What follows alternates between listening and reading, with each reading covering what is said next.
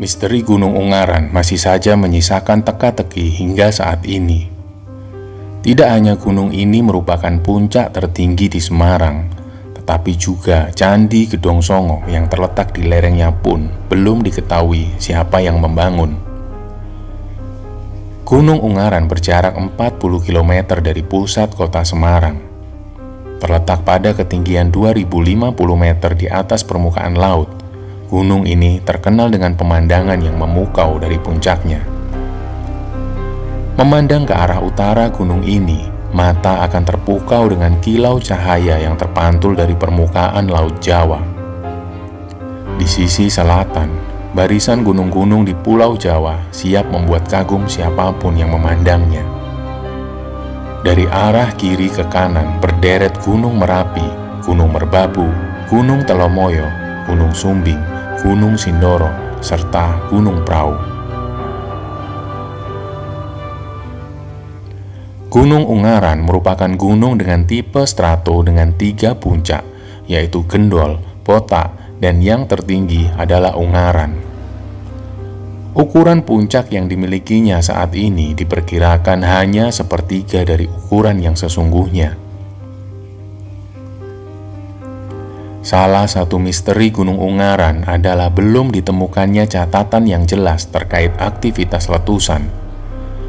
Tetapi banyak ilmuwan yang memperkirakan bahwa 2/3 dari ukuran gunung ini hancur bersama dengan letusan dahsyat yang pernah terjadi.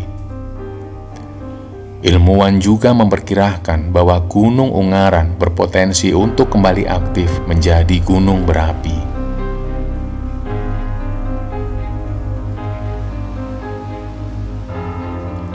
Selain pemandangan yang indah dari puncaknya, Gunung Ungaran juga syarat dengan dongeng dan mitos.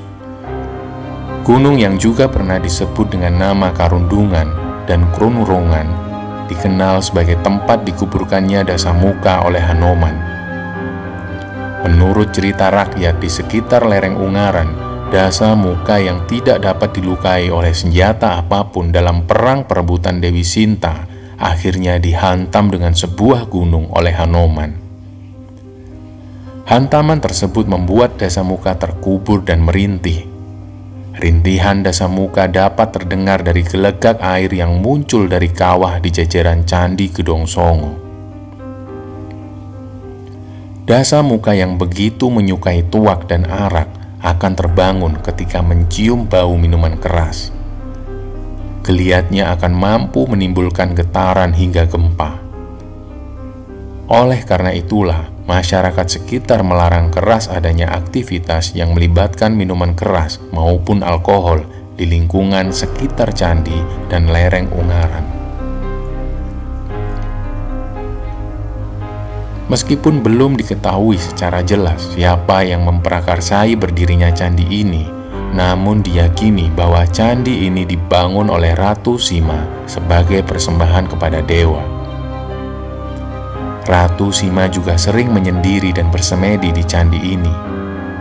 Bahkan hingga sekarang, beberapa orang masih sering datang dan melakukan ritual untuk memohon pertolongan di kompleks bagian atas Candi Gedong Songo. Di sekitar candi juga terdapat kawah dengan mata air panas yang mengandung belerang. Air panas ini dipercaya dapat menyembuhkan beragam penyakit, terutama penyakit kulit. Menurut kepercayaan setempat, mata air panas ini ditunggu oleh dayang Ratu Sima, yaitu Nyai Gayatri yang berasal dari Bali. Kebaikan hati sang nyai ini yang membuat penyakit kulit sembuh ketika mandi di mata air panas lereng Ungaran. Tetapi pengunjung tidak diperkenankan untuk berbuat senonoh yang dapat menyinggung Nyai Gayatri, seperti kencing atau buang air di mata air ini. Tindakan yang tidak sopan dapat membawa akibat buruk bagi pelakunya, bahkan hingga jatuh sakit. Kepercayaan masyarakat akan misteri Gunung Ungaran ini tidak boleh diabaikan karena banyak yang telah melihat buktinya. Selain syarat akan kisah dongeng rakyat yang tidak jelas bisa dibuktikan kebenarannya, di areal pegunungan Ungaran ini pun bisa ditemui makam waliullah yang cukup termasyhur namanya. Makam waliullah ini diperkirakan hidup di zaman era kerajaan Islam Demak. Bagi para pecinta ziarah makam aulia di Jawa Tengah khususnya, kota Ungaran tidak asing lagi di telinga mereka. Di kota inilah terdapat makam wali besar yang terletak di lereng Gunung Suroloyo yang asri, yakni makam Waliullah Hasan Munadi dan putranya Waliullah Hasan Dipuro. Letak makam ini tepatnya di Dusun Nyatnyono. Asal-usul nama Dusun Nyatnyono sendiri tidak terlepas dari kisah keramat Waliullah Hasan Munadi. Makam keramat Waliullah Hasan Munadi hingga kini masih terawat dan terpelihara dengan baik. Kini yang dipercaya sebagai pemangku makam keramat tersebut adalah Kiai Hasan Asy'ari, tokoh kiai muda yang menjadi panutan masyarakat Ungaran dan sekitarnya. Di Ungaran, salah satu bangunan peninggalan dari Hasan Munadi adalah Masjid Subulus Salam Nyatnyono. Masjid yang dikenal dengan nama Masjid Karomah Hasan Munadi tersebut bahkan dipercaya lebih tua daripada Masjid Agung Demak. Pada masa itu, Kiai Hasan Munadi dan putranya Kiai Hasan Dipuro nyantri kepada Sunan Ampel bersama Raden Patah. Setelah dianggap cukup ilmunya, Raden Patah diperintahkan oleh Sunan Ampel untuk membangun pesantren di desa Gelagawangi, Demak. Sedangkan Kiai Hasan Munadi dan putranya disuruh untuk kembali ke kampungnya untuk mengembangkan Islam di daerah Semarang dan sekitarnya. Sebelum melakukan aktivitas dakwah, Kiai Hasan Munadi berkhalwat, dengan kata lain, menarik diri dari keramaian dan mendekatkan diri pada Allah. Khalwat itu beliau lakukan di puncak Gunung Suroloyo untuk meminta petunjuk kepada Allah Subhanahu wa Ta'ala. Setelah 100 hari melakukan khalwat, Kiai Hasan mendapat isyarat. Dalam khalwatnya itu, beliau melihat sebuah masjid di salah satu dusun yang terletak di lereng bukit yang kemudian dikenal dengan Dusun Nyatnyono. Hal luar biasa terjadi. Atas izin Allah, begitu Kiai Hasan keluar dari tempat khalwatnya, ternyata masjid yang ada dalam isyarat itu benar-benar sudah berdiri tegak di lereng Gunung Suroloyo. Asal muasal nama Nyatnyono sendiri yang berarti berdiri tiba-tiba sudah ada.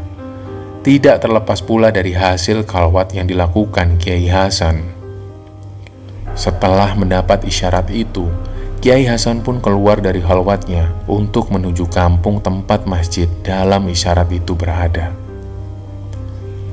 Karena peristiwa luar biasa itulah yang merupakan karomah dari Waliullah Hasan Munadi, pada akhirnya masjid dan dusunnya kemudian dinamakan Nyatnyono. Nyat yang mempunyai arti berdiri dan Nyono yang mempunyai arti telah ada. Artinya adalah berdiri dari khalwat, tiba-tiba masjidnya sudah ada dengan sendirinya.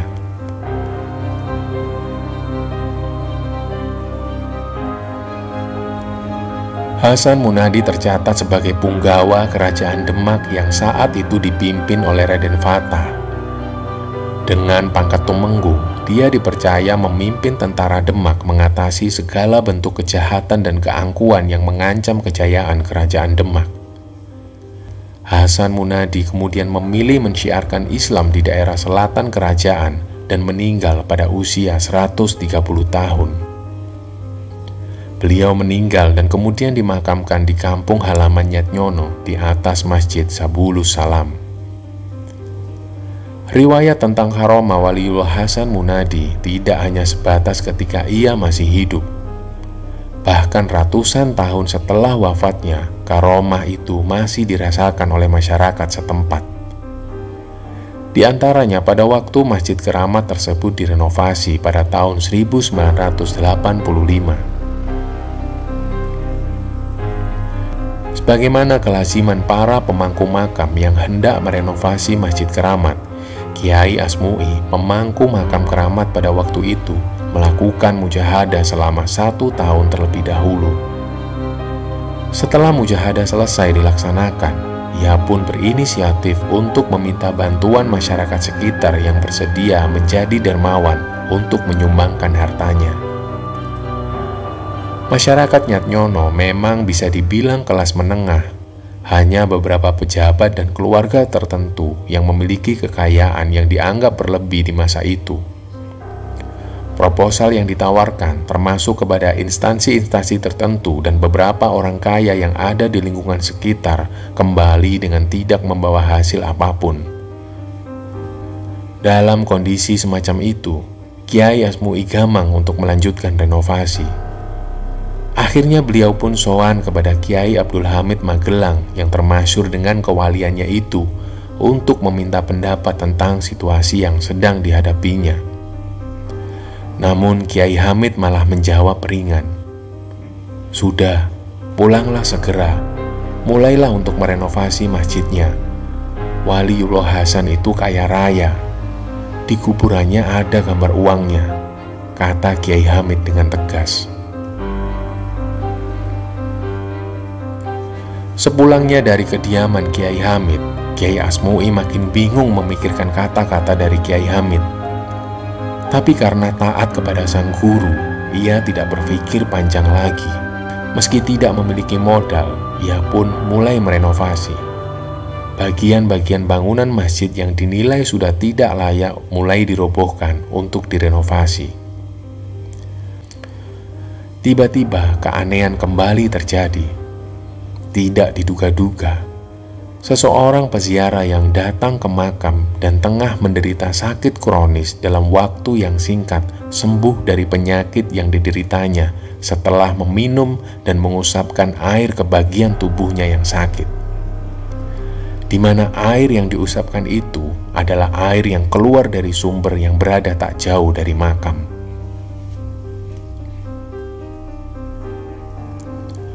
Sejak kejadian itulah, para peziarah semakin banyak berdatangan ke makam keramat dan mengambil air dari mata air itu. Dan semakin anehnya lagi, mata air yang semula kecil menjadi semakin besar dan deras, dengan semakin banyaknya peziarah yang berebut memanfaatkannya.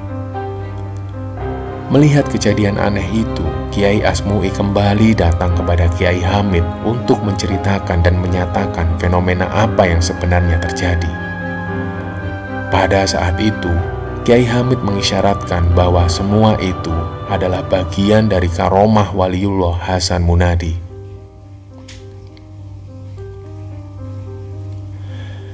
Pundi-pundi amal yang berasal dari peziarah pun semakin melimpah ruah. 20.000, 100.000, 1 juta, bahkan sampai per hari kotak-kotak amal itu terisi tidak kurang dari 12 juta hingga 18 juta. Sampai kurang lebih 10 bulan lamanya, hari demi hari, kata-kata Kiai Hamid semakin menjadi kenyataan. Peziarah yang datang semakin membludak. Dan air yang keluar dari sumber di dekat makam pun di luar kebiasaan, semakin membesar dengan sendirinya seiring dengan semakin banyaknya peziarah yang datang hingga menjadi sebuah sendang. Sendang itu pun kemudian hari dikenal dengan nama Sendang Kalimah Thayyibah. Karena untuk bisa mendapatkan khasiat dari air itu untuk hajat tertentu, seseorang terlebih dahulu harus membaca 2 kalimat syahadat. Hasil dari kotak amal yang telah dikumpulkan dan melimpah ruah itu pada akhirnya bukan hanya dipergunakan untuk merenovasi masjid, tetapi juga untuk merenovasi makam, madrasah, jalanan umum, dan lain sebagainya. Aktivitas perekonomian masyarakat sekitar makam pun terangkat karena keberkahan dari membludaknya para peziarah yang datang. Bahkan beberapa ribu orang masuk Islam berkat dari sendang itu. Namun pengunjung sebelum mandi diwajibkan untuk mengganti pakaian dengan sarung dan juga tidak diperbolehkan memakai perhiasan, cincin, gelang, dan lain sebagainya. Bila kita lupa membawa sarung, maka disediakan jasa untuk penyewaan sarung di pintu masuk Sendang Air Keramat Kalimat Thayyibah. Tak jauh dari makam Hasan Munadi, terdapat pula pemandian atau sendang yang konon dahulunya untuk tempat mandi dan pengambilan air wudhu dari Hasan Munadi yang dikenal dengan nama air keramat Sendang Kalimat Thayyibah. Air tersebut bersumber dari mata air yang dahulunya tongkat dari Hasan Munadi ditancapkan ke tanah. Bila kita rasakan air tersebut, maka air tersebut seperti air Zam-Zam. Konon, air keramat Sendang Kalimat Thayyibah berkhasiat istimewa, wasilah mengobati segala macam penyakit.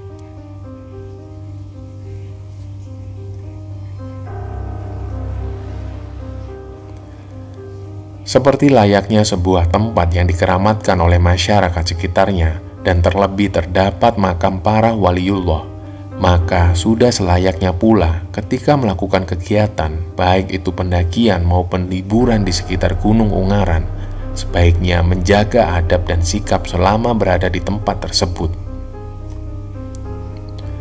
Hal ini sebagai bentuk unggah-ungguh kepada penduduk setempat utamanya, dan terlebih kepada para wali Allah yang lebih dulu bertempat di lokasi tersebut. Wallahu a'lam bishawab.